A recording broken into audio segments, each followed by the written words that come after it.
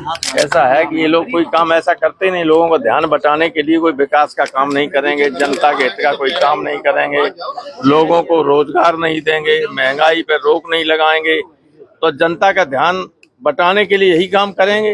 Railway station का नाम बदलो, शहर का नाम बदलो, बिल्डिंग का नाम बदलो, इसके अलावा इनके पास कुछ है नहीं। देश की आर्थिक स्थिति इतनी जर्जर हो रही है कि 3-4 महीने बाद आज सारा देश जो बहुत संकट में पड़ने वाला है। सर, प्रधानमंत्री 12 साल बाद आरएसएस हेडक्वार्टर गए हैं, क्या लगता है क्यों गए, क्या वजह हो सकती है? ये हम नहीं जानते, लेकिन हेडक्वार्टर तो ऐसा है कि आरएसएस तो इनका माई बाप है, वहाँ नहीं जाएंगे तो सुरक्षित नहीं रह सकता कोई बीजेपी का नेता, इसलिए जाना जरूरी है।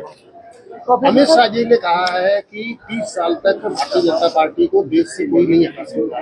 ये बयान किस तरीके का नजरिया पेश करता है? ऐसा है, जो डिक्टेटरशिप की मानसिकता के लोग होते हैं उस तरह के लोग डेमोक्रेसी में ये बयान दे सकते, वरना लोकतंत्र में तो जनता से बड़ा कोई नहीं।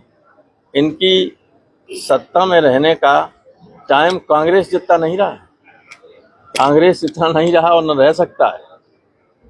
तो वो जब चले गए, वे नहीं बच पाए, तो ये कैसे बच पाए? रामजी सुमन जी के बयान के बाद में करनी सेना ने उनको जान से मारने की धमकी दी है और इनाम घोषित किया है। समाजवादी पार्टी इस बयान को लेकर के, करनी सेना के बयान को लेकर क्या कहेगी?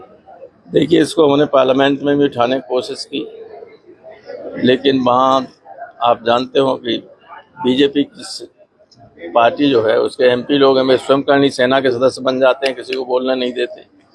लेकिन सुमन जी को जिस तरह की धमकी दी गई है, उस धमकी का हम लोग जवाब दे सकते हैं शांतिमय तरीके से। प्रशासन की इसमें बहुत बड़ी जिम्मेदारी रही और गलती रही, क्योंकि उस दिन चीफ मिनिस्टर आगरा में थे। रामजी सुमन जी के घर से 1 किलोमीटर के दायरे के अंदर उनकी मीटिंग चल रही थी।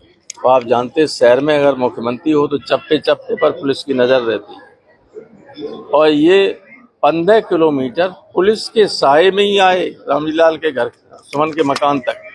तो पुलिस का संरक्षण न होता तो हमारे कार्यकर्ता उस दिन भी इनको ठीक कर देते, और आगे भी अगर कोशिश करेंगे तो हम लोगों ने बता दिया प्रशासन को, या तो आप सुरक्षा की व्यवस्था कीजिए, नहीं तो हमारी पार्टी वाले लोग, करनी सेना एक संगठित अपराधियों का गिरोह जैसा है।